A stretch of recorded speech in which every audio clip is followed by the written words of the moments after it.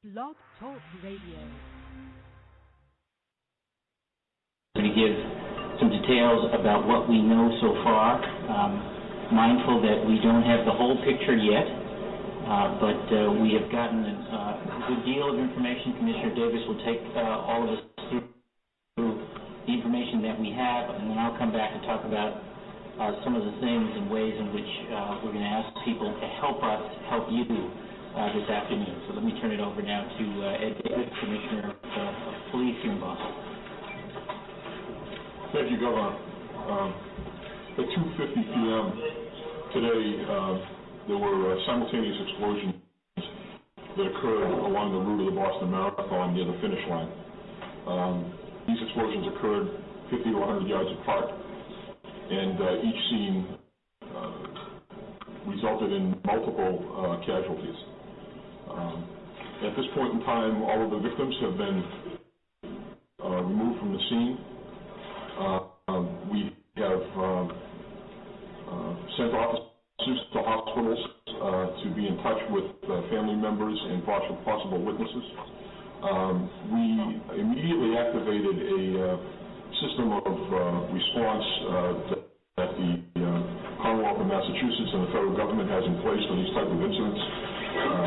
My first two calls were to the Special Agent in charge of the FBI and to the Colonel of the State Police. Both Rick Delorier and Tim Alvin immediately sent resources. We have, at this point in time, determined that there has been a third incident that has occurred. There was an explosion that occurred at the JFK Library. So this is very much an ongoing event at this point in time. We are not certain that these incidents are related, but we are treating them as if they are. We're recommending to people that they stay home, that if they're in hotels in the area, that they return to their rooms, and that they don't go anyplace and congregate in large crowds. We want to make sure we completely stabilize the situation. We are setting up two telephone numbers that are very important. The first one is for families of victims and people who are trying to locate people. That number is 617-635-4500. That is the mayor's hotline. The second number, if anyone saw anything at this incident, if anybody knows of any information that could lead to the arrest and prosecution of the individual responsible for this, they should call us at 1-800-494-TIPS. That's 1-800-494-TIPS. That line will be staffed with the FBI and the state police.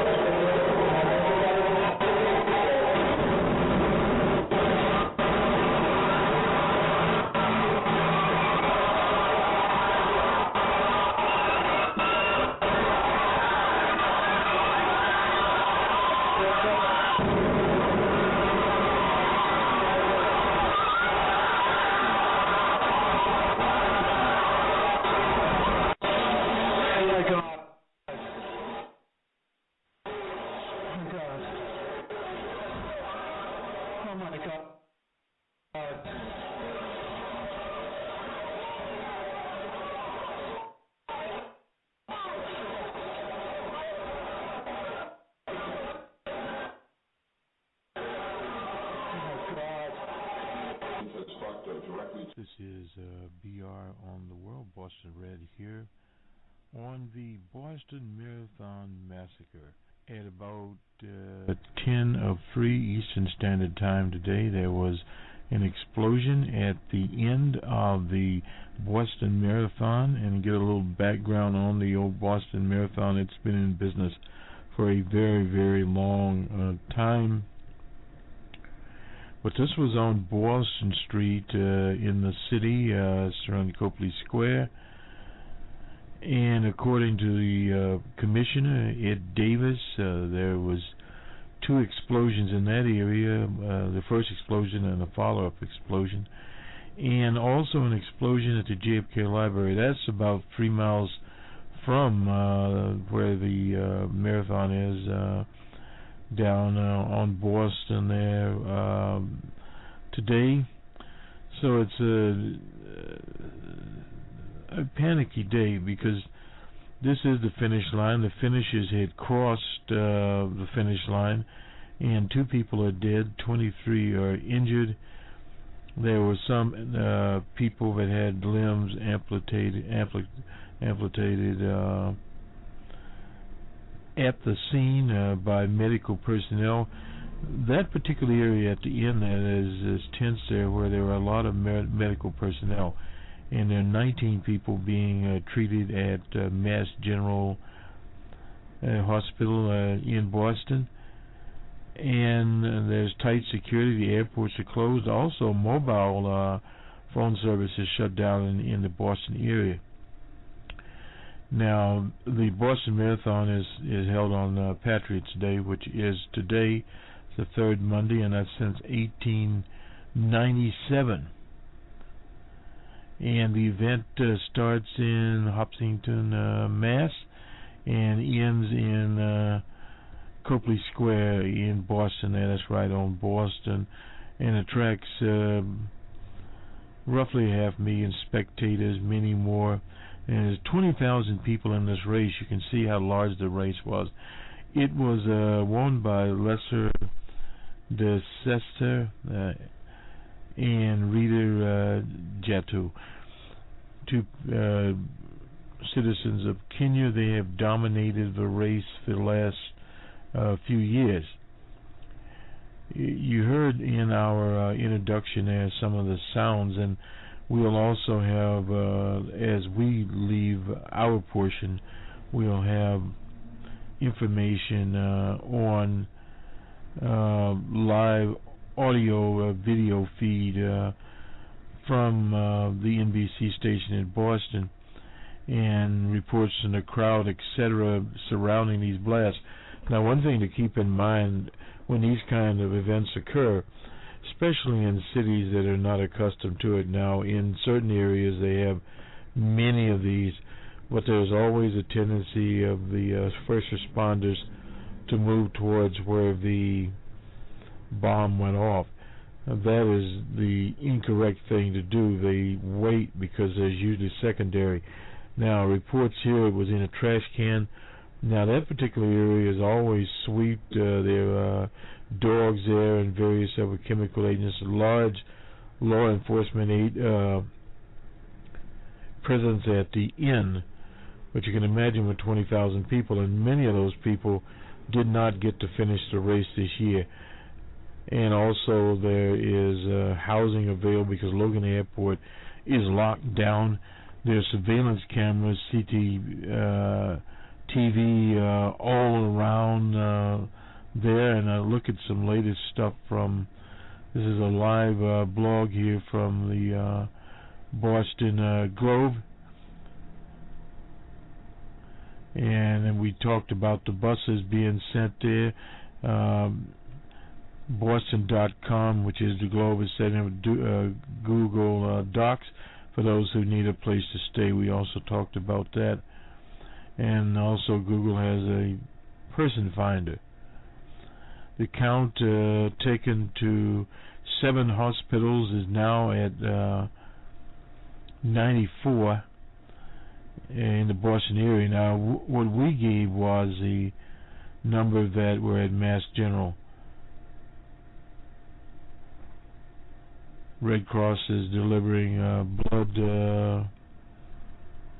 pints there, as you can imagine.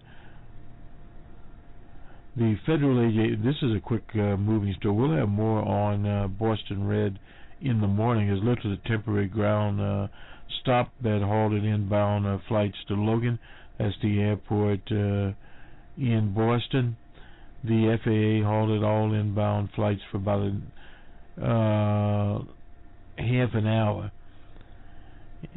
And that's usually done. There are also additional security at the White House. Flight restrictions over Copley Square, that could be extended there. And some of the things happening here, a man on the Common had been handcuffed. Who knows why that happened, but that's the Common. Now the Common is a few blocks away. Now, the marathon officials said 4,500 roughly were diverted, while roughly 1,200 never made it to the 40-key mark and stopped in Newton. Newton is outside of Boston. So you're talking about literally enough people to make up a small town, and there's always an immediate reaction there. Of course, the president being briefed on it is what to happen there today, and these are things coming in relatively right away here. Crime scenes now extended to Hereford Street, a few blocks away here. Some of this is sort of, I guess, what you'd call, is not exactly anecdotal information, but it is information that has come about very, very quickly, and of course within this there's always some rumors. This is back to the police. Commissioner Davis searching the bags that spectators left as they fled the scene on Boston. I imagine they literally got the hell out of there. And from the governor, Deval Patrick, citizens should basically remain at home and remain calm. Well, obviously their homes will not be a potential site for this type of activity. And of course, there have been no claims at this point from anyone. If you recall, I covered an event that happened at the Olympics in the 90s in Atlanta, Georgia, and it was kind of the same thing. There was pandemonium all over the place. I remember the security guard, he's dead now, that was involved, and he went on the news there and later became the prime suspect. NBC said he was actually the person involved. He sued and was able to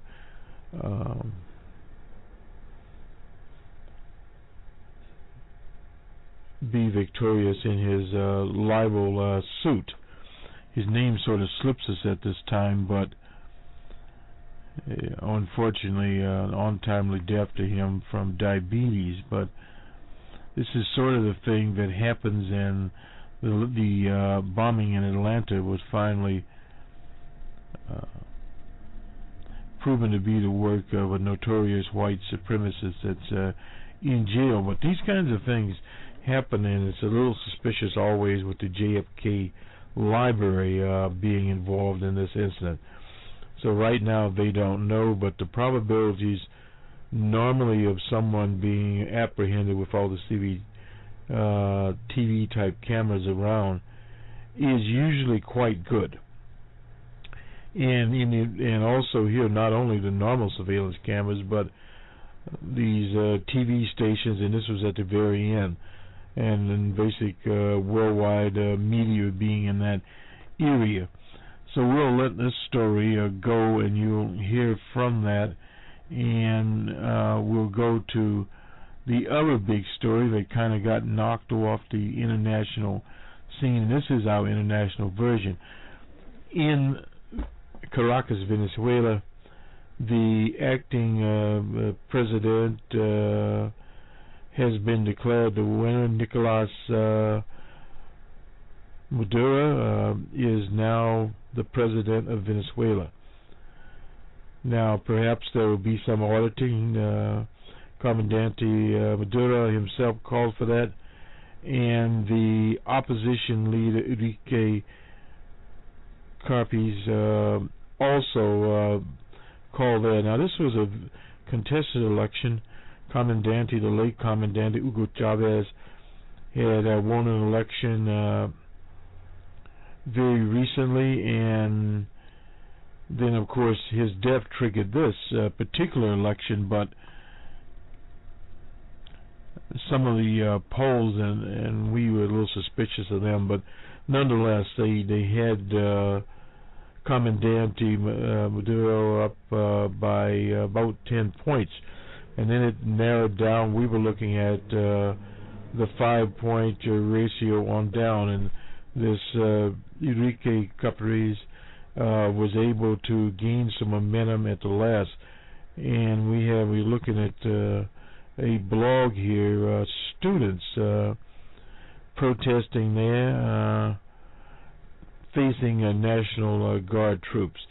Now, one thing to be understood here, a very unfortunate situation, but you have a polarized society, but it's polarized based on class. There's a clear class struggle coming there. And it seems, unfortunately, these students had benefited from the Bolivarian revolution of Comandante Hugo Chavez, have taken the side of the right here. And, of course, the military came out with a statement they will support the government of Comandante Maduro. So thus we have a situation going on here, and there's another clash evidently going on in the western state of Barinas.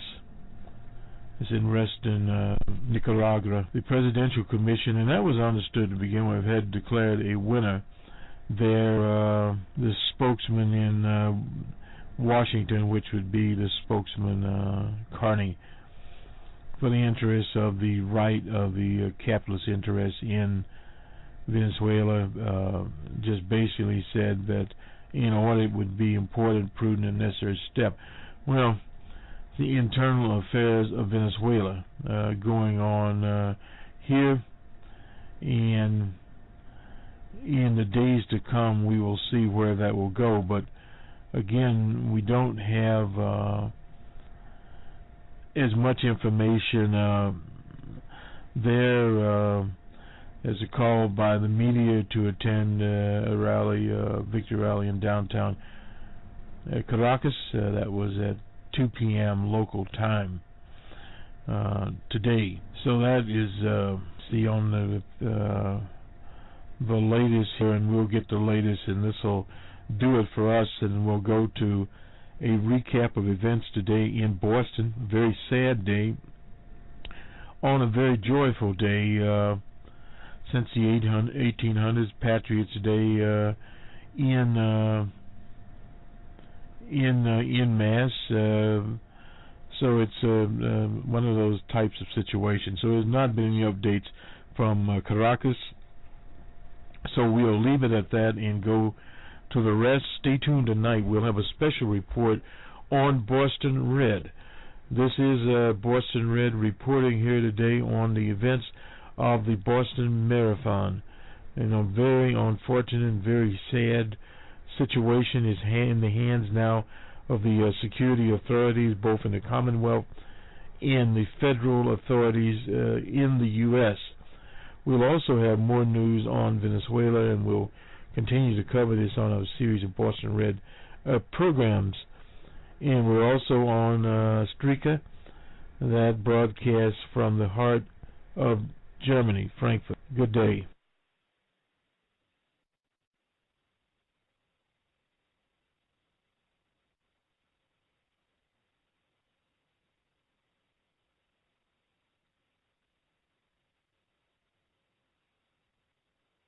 Watched someone, or they had someone in the explosion, and she said, yes, my daughter, we're trying to find her.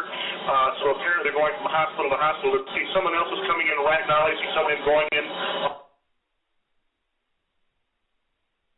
on a stretcher. He is sitting up.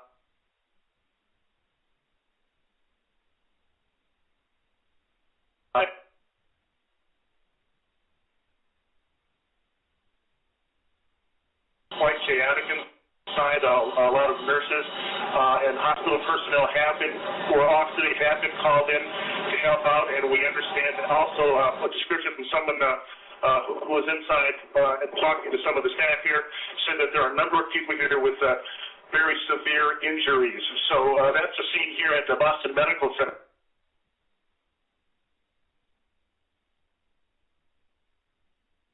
The situation inside described it.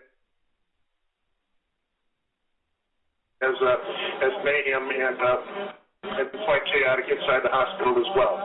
That's the latest live from Boston Medical Center. I'm Byron Barnett. So that's live coverage that our viewers in Boston are receiving from WHDH. Just a terrible day, and what should have been just a magnificent day for the city of Boston, the annual running of the Boston Marathon. Mike Gleason, with apologies. Mike Gleason's an NYPD veteran who was just a spectator today, had a member of the family running in the race. And Mike, I guess since you saw this, do you have any reason to add anything to the descriptions thus far? We are now able to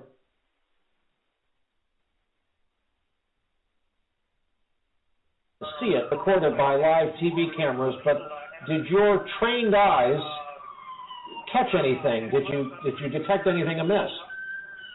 No, it just everything was normal. Everyone was relaxed and happy and joyous. Everyone was drinking their water and wrapping themselves in foil, and then an explosion right next to the finish line, and then within another maybe 30 seconds, another explosion, and then pandemonium struck. I mean, I don't know if you heard me saying, and I hate to say this, but this is how it's done overseas. An initial and a secondary, just as people are rushing toward the wounded from the initial explosion. And my worst concern, Brian, was we had my two children, my friend's two children. We put them into a Sprint store. They were kind enough to let us in there. And then once we were able to get moving, we wanted to get away from any area where there was a high concentration of people. Yeah, it's sad to say, but people who have any exposure to military or law enforcement are often prompted to get out of there instead of doing what is human nature and rushing in to help only because of the risk of a secondary explosion in this cruel era of such things. But it looks like there you have, that's again the best picture. Right there, the powder burns against the side of the building, and then again the reviewing stand.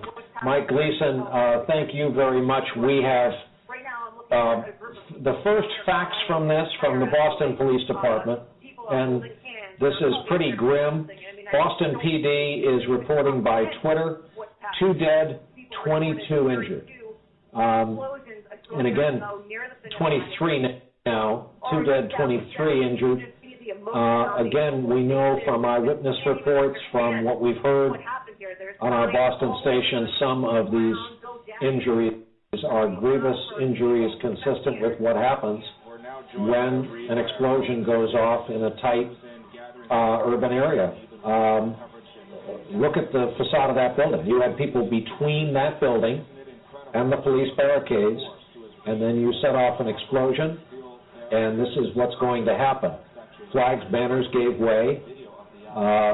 People were hit, and look at human nature. Run toward the explosion.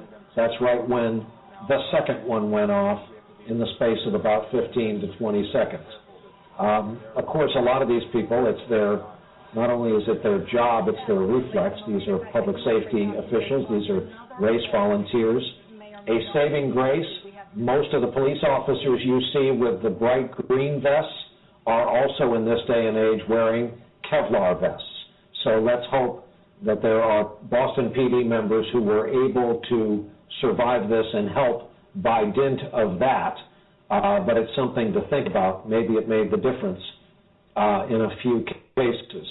This is Patriots Day in the city of Boston, commemorating Lexington and Concord. This was the day of a Red Sox game. Fenway Park is about a mile and a half away from this. The closest intersection, what we're talking about here, is Boylston and Dartmouth. In Boston, we had a picture across the Charles River showing the smoke plume from these dual explosions. Again, no one has said anything official. It will take forensic testing of the residue from the explosion, but there are certain accelerants and certain explosives that will immediately tell investigators this was not a gas main. This was not a kind of naturally occurring explosion from the systems contained in a large American city. This was an explosive that was put there to do harm. We don't know that yet. It is just quite a coincidence otherwise that we have two concussive impacts here on the finish line of the Boston Marathon. Again, the aerial pictures from our NBC station, WHDH-TV in Boston, where they will continue live coverage. All shifts have been called to work, goes without saying. Boston PD.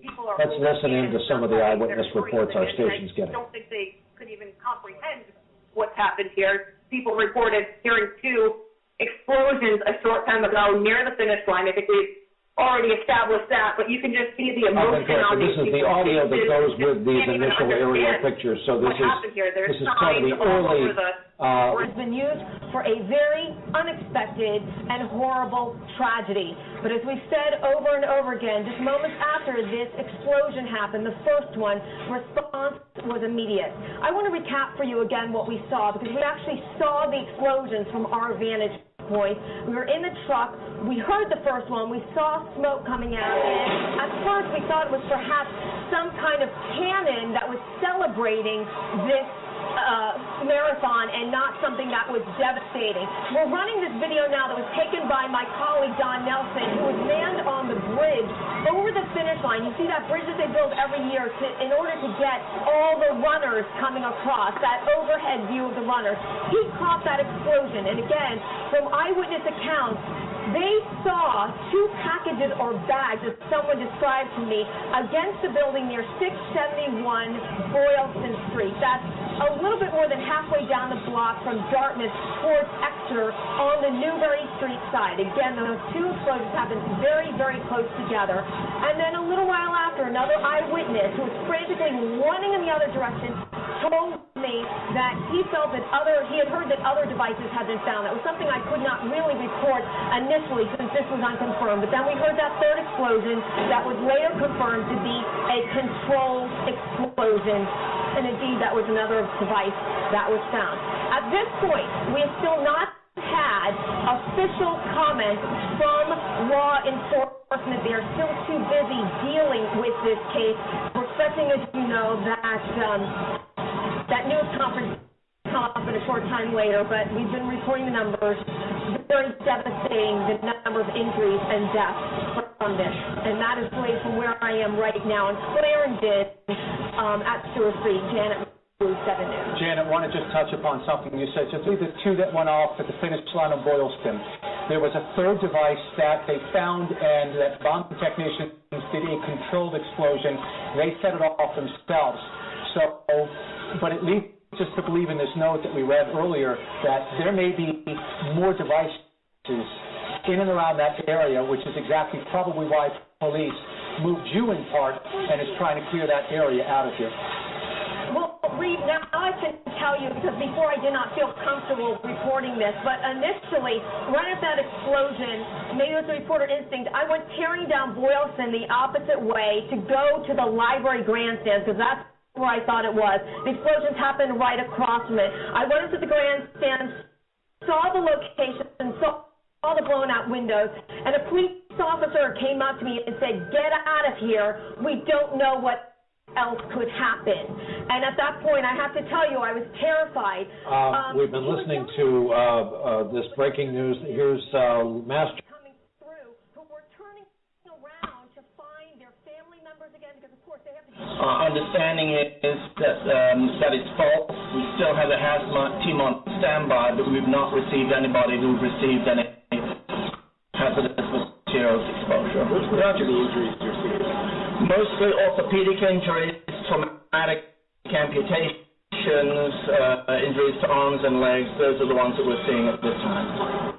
So is surgery right now an amputation? Well, some of the patients have already received traumatic amputations at the scene. Their legs, if you like, are being blown off. And obviously they're bleeding profusely, so in conjunction with Boston EMS to go right on the scene, they managed to stop the bleeding, but they'll be in the operating room already. Can you give your name, please? Sure, my name is Dr. Alistair Khan, first name A-L-A-S-D-A-I-R, last name Conn, C-O-N-N, and I'm Chief of Emergency Services here at MGH. And one more time, you said 6 are severely injured. Yes, 6 is very severely injured, requiring immediate resuscitation. We've obviously mobilized not just the trauma team on for today, but the backup team and the backup to the backup team, so they're all either they responded to the emergency department, but they're probably now in surgery. And what about the others? You said 16 others or 19? This is Boston Red back live. On a day like this, as Dr. King would say, obviously we extend our condolences to people that were slaughtered that day and the 90-plus people that were injured. And you heard from Dr. Conn there talking about the people that received amputations at the scene, arms and legs. Those were literally that had been blown to the point that they had to immediately be removed to stop the flow of blood. And of course, we add in the trauma associated with that. That will take many days and years to deal with.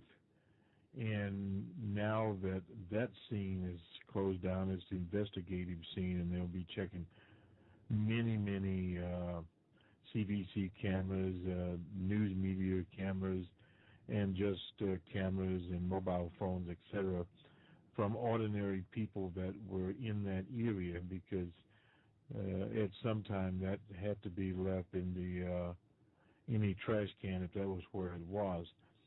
And that area was an area that friends of runners, medical personnel, etc., and that were more or less in law enforcement were in that area. So it would be not as easy for someone to come in. And this is at the end of the race. Now, the race is a very, very long race, so therefore 1.5 million people were lining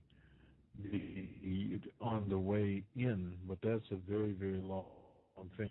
At the tail end, after the winners are declared, generally speaking, they'd have an interest at that point, et cetera. And of course, roughly 1,500. So I have my cheat sheet here now. People that did not finish the race, and others were halted. So there were quite 20,000 that was in. And in fact, at one time I thought about training for the event, and many people train for the event. The whole idea is when you're training, you start out by running small distances and also by just walking small distances. And I wanted to lose 100 pounds, so I guess that would have been one way to do it. And unfortunately for me, I didn't get to do it. But it's never too late. Some people enter at age 60, 70, or whatever, and many of those are sometimes first-time runners that are in their 60s. So it's out there.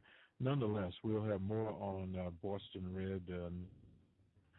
That report probably aired about 3 o'clock Eastern Time. And as the poet laureate of Newark, New Jersey, one L.A. Bill Graham, and definitely peace is needed today in many corners of the world. The usual suspects here be looked at, no doubt about that. The drones will be in the air, but there is no clear indication as to who is responsible at all. But now there evidently was the device at the JFK Library. It's the John Fitzgerald Kennedy Library. It's about 3 miles, 4.5 maybe kilometers away. So it is a situation that they will be looking at very, very carefully in terms of domestic types. There are a lot of those people out with all types of agendas. And, of course, there's also the lone wolf type actor. Earlier in the broadcast, we alluded to what happened in Atlanta. And this was Mr. Jewell, was a security guard there. Richard Jewell, fine fellow, had been in Covington, Georgia, a police officer.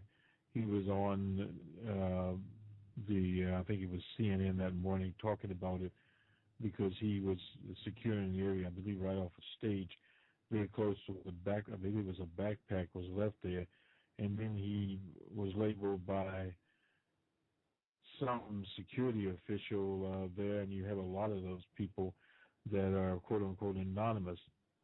And NBC and all the monopoly news media immediately picked up on it, and of course he was questioned. His house, he lived with his mother, and it was they went in and took materials out.